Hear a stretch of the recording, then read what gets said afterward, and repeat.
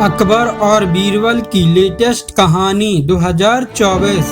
अकबर, बीरबल और जादुई गधे की कहानी, मैजिकल डंकी स्टोरी। एक समय की बात है, बादशाह अकबर ने अपने बेगम के जन्मदिन के लिए बहुत ही खूबसूरत और बेशकीमती हार बनवाया था। जब जन्मदिन आया तो बादशाह अकबर ने वह हार अपने बेगम को तोहफे में दे दिया, जो उनकी बेगम को बहुत पसंद आया। अगली रात बेगम साहिबा ने वह हार गले से उतारकर एक संदूक में रख दिया। जब इस बात को कई दिन गुजर गए तो एक दिन बेगम साहिबा ने हार पहनने के लिए संदूक खोला, लेकिन हार कहीं नहीं मिला।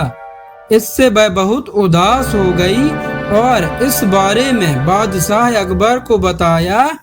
इस बारे में पता चलते ही बादशाह अकबर ने अपने सैनिकों को हार ढूंढने का आदेश दिया, लेकिन हार कहीं नहीं मिली। इससे अकबर को यकीन हो गया कि बेगम का हार चोरी हो गया है। फिर अकबर ने बीरबल को महल में आने के लिए बुलावा भेजा। जब बीरबल आया तो अकबर ने सारी बात बताई और हार को खोज निकालने की जिम्मेदारी उसे सौंप दी। बीरबल ने समय व्यर्थ किए बिना ही राजमहल में काम करने वाले सभी लोगों को दरबार में आने के लिए संदेश भिजवाया।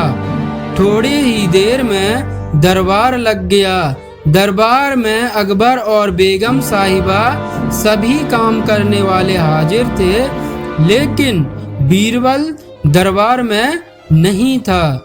सभी बीरबल का इंतजार कर ही रहे थे कि तभी बीरबल एक गधा लेकर राज दरबार में पहुंच जाता है। देर से दरबार में आने के लिए बीरबल बादशाह अकबर से माफी मांगता है।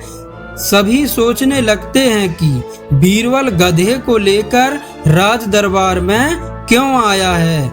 फिर बीरबल बताता है कि यह गधा उसका दोस्त है और उसके पास जादुई शक्ति है।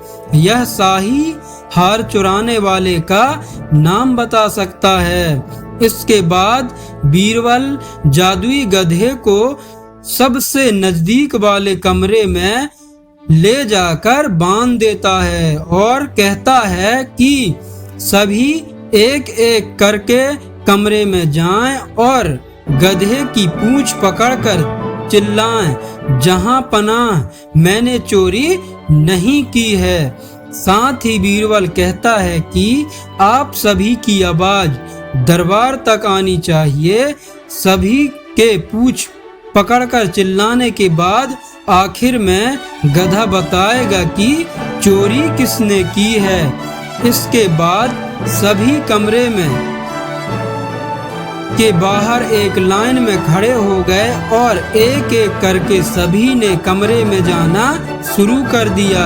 जो भी कमरे के अंदर जाता तो पूंछ पकड़कर चिल्लाना शुरू कर देता, जहां पनाह मैंने चोरी नहीं की है।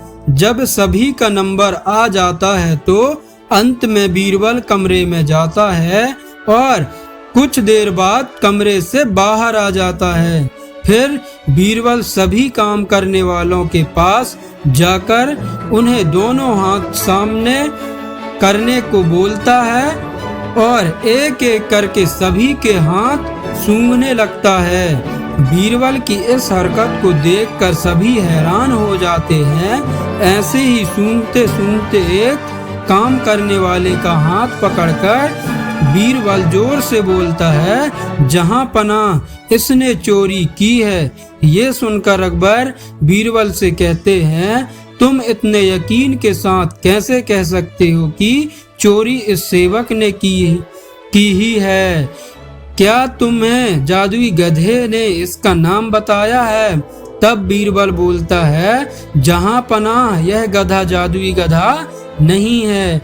यह बाकी गधों की तरह साधारण ही है, बस मैंने इसे गधे की पूंछ पर एक खास तरह का इत्र लगाया है। सभी सेवकों ने गधे की पूंछ को पकड़ा, बस इस चोर को छोड़कर, इसलिए इसके हाथ में से इत्र की खुशबू नहीं आ रही है। फिर चोर को पकड़ लिया गया और उससे चोरी के सभी सामान के साथ बेगम का हार भी बरामद कर लिया गया। बीरबल की इस अक्लमंदी की सभी ने सराहना की और बेगम ने खुश होकर बादशाह अकबर से उसे उपहार भी दिलवाया। कहानी से सीख। इस कहानी से यह सीख मिलती है कि बुरे काम को कितना भी छुपाने की कोशिश करो, एक दिन सबको पता चल ही जाता है। इसलिए बुरे काम नहीं करना चाहिए।